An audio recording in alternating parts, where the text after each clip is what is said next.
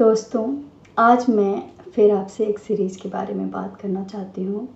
इस सीरीज़ को मैंने इस साल की शुरुआत में देखा था और ये मेरे दिलो-दिमाग पर छा गई।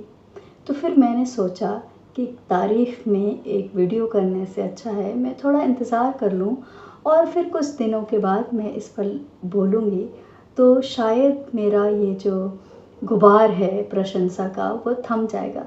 लेकिन आज भी जब मैं पलट कर इसको कभी-कभी देख लेती हूँ या इसके बारे में सोचती हूँ, तो मुझे लगता है कि ये one of the best series है जो मैंने देखी है। मैं बात कर रही हूँ Korean series it's okay to not be okay. इसे 2020 में बनाया गया था और यह नेटफ्लिक्स पर उपलब्ध है। हिंदी में डब्ड भी है, हालाँकि मुझे पसंद है कोरियन मूल में देखते हुए इंग्लिश सबटाइटल्स को पढ़ना। मैं इसको हिंदी में ना के बराबर ही देखा है। मैंने कोरियन भाषा में जो उनके एक्सप्रेशन आते हैं वो मुझे ज़्यादा अच्छे लगते हैं और फिर मैं इंग्लिश सबटाइटल्स पढ़ती हूँ। इसे न्यूयॉर्क टाइम्स ने बेस्ट इंटरनेशनल सीरीज़ ऑफ 2020 कहा था। क्या है इस सीरीज़ में ऐसा जो मैं आपको कह रही हूँ कि आप भी एक बार देखिए। आप देखेंगे तो इसके बारे में कॉमेडी या रोमांटिक कॉमेडी लिखा होगा, लेकिन यह कॉमेडी या रोमांटिक कॉमेडी दूर-दूर तक नहीं है। यह एक सीरीज़ है जो ट्रॉमा से डील करती है।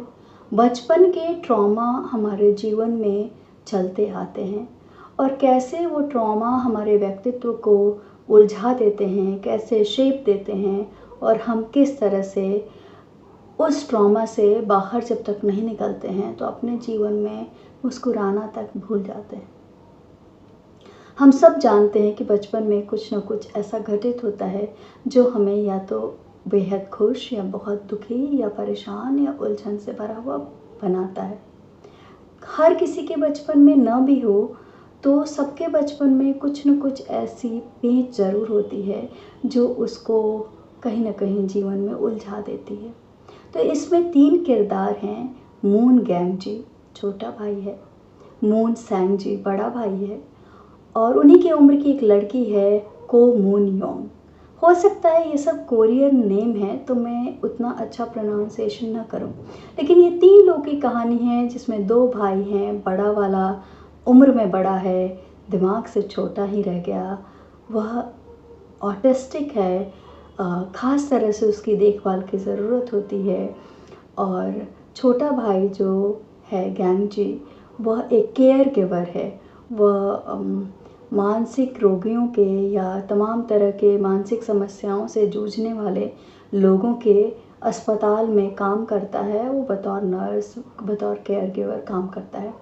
और जो लड़की है, नायिका है इस सीरीज़ की, वो मिस्को के नाम से ही ज़्यादा प्रसिद्ध है। वो बच्चों की कहानियाँ लिखती है, बच्चों की कहानियों की बहुत बड़ी राइटर है। उसका नाम है, उसकी स्टोरी टेलिंग सुनने लोग आते हैं। लेकिन ये तीनों किरदार जब युवावस्था में मिलते हैं, उससे पहले ये बचपन में कैसे मिले हुए हैं इसके फ्लैशेस बार-बार आते हैं। और मुझे तो ऐसा लगता है कि सबसे ज़्यादा बुनी हुई जो कहानी है जिसमें बचपन और अभी के सिचुएशन बार-बार वो कहीं न कहीं रिफ्लेक्ट होते हैं। अपने भाई से बहुत प्यार करता है सैंग-जी जो कि ऑटिस्टिक है और माँ नहीं है। उसने अपनी माँ की हत्या देखी है और उस हत्या में जिसने हत्या की है उसकी जगह पर एक तितली, एक ब्रोकेड है जिसमें तितली बनी हुई है, उसको देखा है। तो वो तितलियों से बहुत घबराता है और इसके कारण उन दोनों भाइयों को बार-बार शहर बदलना पड़ता है। इसलिए क्योंकि जब मौसम बदलता है और स्प्रिंग में जब तितलियाँ दिखने लगती हैं तो जो सैंग-जी है वो वहाँ रह नहीं पाता है और बेचैन हो जाता है। उसका जो मन है वो बहुत अच्छा आर्टिस्ट है। अपनी देखभाल का बहुत हिस्सा वो खुद उठाता है और कहीं काम भी करता है, हेल्प करता है जो उनका दोस्त है उसके चिकन की शॉप में, और चित्र भी बनाता है। बाद में वो चिल्ड्रंस बुक के लिए वो इलस्ट्रेशन भी करने लगा है और वो आर्टिस्ट बनना चाहता है। वो हॉस्पिटल की दीवार में भी आप देखेंगे कितना खूबसूरत उसका व्यक्तित्व है, और अपने भाई से बहुत प्यार करता है और बड़ा भाई होना चाहता है। लेकिन जो गैंगजी है उसके जीवन का ट्रॉमा ये है कि हमेशा बचपन में जब तक उनकी माँ रही उसे ये महसूस होता रहा कि माँ ने उसे कभी प्यार ही नहीं किया। माँ ने उसे पैदा ही किया उसके बड़े भाई की देखभाल के लिए, और उसकी माँ कभी न कभी ऐसे हल्के में चलते फिरते अंदाज में कह भी देती है ऐसा कुछ जिससे उसका बचपन की जो छाप है स्मृति की वो अमिट हो जाती है, कि जैसे वो पैदा हुआ है अपने बड़े भाई की देखभाल के लिए। तो उसका जो ये ट्रॉमा है कि वो भले ही अपने बड़े भाई से प्रेम करता है और उसकी देखभाल भी करता है, लेकिन उसकी कमी है कि उसकी माँ ने कभी उसको उस तरह से प्यार नहीं किया जैसे उसके बड़े भाई को करती है। हम जानते हैं कि माता पिता कई बार जो ऐसे बच्चे होते हैं जिनको विशेष देखभाल की ज़रूरत होती है उनके प्रति ज़्यादा डिवोटेड होते हैं, लेकिन उसके कारण से जो दूसरे बच्चों के ऊपर जो असर पड़ता है और जो उनकी मानसिकता बनती जाती है, जो उनको कमी महसूस होती है, वो बहुत ही भयावह है। यह पूरा जो उनका बचपन से लेकर बड़े होने तक कई इंसिडेंट हुए हैं। एक इंसिडेंट बचपन का ऐसा है जो कहानी में बहुत क्रूशियल है और मैं बताना नहीं चाहूँगी उसके बारे में। वह उन दो भाइयों के बीच गांठ की तरह से है। उस इंसिडेंट की वजह से गैंगजी के मन में एक अपराध बोध है, गिल्ट है, और सैंजी ऊपर से कुछ भी नहीं दिखाता है, इसके बावजूद अंदर ही अंदर वो बात उसको खाती है कि तुमने मुझे बचाया नहीं, तुमने मुझे धक्का दे दिया, तुम मुझे प्यार नहीं करते हो। और ये जो चीज़ है एक बार जब उभर के आती है, जब दोनों के अंदर जो दबी हुई बात है, जो छुपी हुई बात है वह सामने आती है, तो एक का जो गिल्ट है और एक का जो गुस्सा है वह कैसे आता है। इसमें मिस को है जिसके बारे में गैंगजी कहता है कि मैंने ऐसी आँखें जिसमें कोई गर्मजोशी नहीं है, कोई गर्माहट नहीं है, कोई वार्मथ नहीं है इन आँखों में, ऐसी ठंडी आँखें मैंने पहले नहीं देखी थी।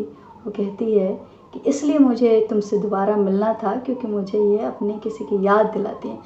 तो मिस को मून योंग पूछती है कि क्या तुम उस लड़की से डरते थे? तो वो कहता है नहीं, इससे उल्टा मैं उसे पसंद करता था। लेकिन बड़े होने के बाद वो उस राइटर की का जो व्यक्तित्व है और उसके में बहुत उलझने हैं। वो भी एक ऐसे दौर से गुजरी है जो बहुत डार्क है। उसके माता और पिता की कहानी जो है वो स्वयं में बहुत उलझने वाली है, और कहानी में थोड़ा सस्पेंस बनाया गया है, इसलिए मैं कहानी को तो खोलूँगी नहीं। लेकिन उसकी माँ जो है उसका किरदार ऐसा है कि वो अंदर से बहुत सख्त, कठोर, एकदम इमोशनलेस लड़की के रूप में डेवलप हुई है। लेकिन क्या वो इमोशनलेस है या उसका खुद का ट्रॉमा? वह एक ऐसी तितली है जिसे फूलों की खुशबू नहीं आती है। तो मुझे उस पर एक दया भाव भी उमड़ता है, मोह भी होता है, और फिर मुझे लगता है कि बचपन किसी इंसान को कैसे शेप करता है, और हम माफ़ करते चलते हैं जिनकी गलती नहीं होती है। बच्चों को उनके माता पिता से अलग करके देखना बहुत मुश्किल होता है, लेकिन जब बड़े होते हैं हम तो लर्निंग के साथ अनलर्निंग भी सीखते हैं, और जो अनलर्निंग है उसमें माफ़ करना कितना ज़रूरी है। और हम जो एक बंद बक्से में जिसे मुस्कुराना नहीं आता है, जो दूसरों के लिए तो एक केयर गिवर है लेकिन खुद की मुस्कुराहट कहीं खो गई है, और उस बक्से से वो बाहर कैसे आएगा। कई बच्चों की कहानियाँ उतनी ज़्यादा बच्चों के लिए नहीं हैं। ये सारी कहानियों में कहीं न कहीं एक इशारा है, एक एक एक उनके अपने जीवन की कहानी है जिसे हम तभी समझ सकते हैं जब हम उनके ट्रॉमा को समझेंगे। तो ह्यूमन इमोशन, रिलेशनशिप और ट्रॉमा पर इससे बेहतरीन सीरीज़ मैंने नहीं देखी है। तो अगर आपको इनमें दिलचस्पी है, मोहब्बत की चीज़ें तो हम बहुत सारी देखते हैं, रोमांटिक कॉमेडी, लेकिन यह सीरीज़ बचपन के ट्रॉमा पर बेहतरीन है। अगर आपको ऐसी चीज़ें पसंद है जो कहीं न कहीं साइकोलॉजी को डील करती हैं, कहीं न कहीं हमारी मानसिक बनावट और बुनावट को डील करती हैं और हमें आईना दिखाती हैं कि हम जो हैं वो क्यों हैं और हमें जो होना है वो कैसे हो सकते हैं। तो आप ये सीरीज़ देख सकते हैं। मेरी रिकमेंडेशन है इसको 10 में 9 तो हैं ही, जो आप बिल्कुल देख के बताइए कि आपको कैसी लगी और क्या मेरे रिकमेंडेशन पे और सीरीज़ आप देखना पसंद करेंगे। नेटफ्लिक्स पे मिलेगी।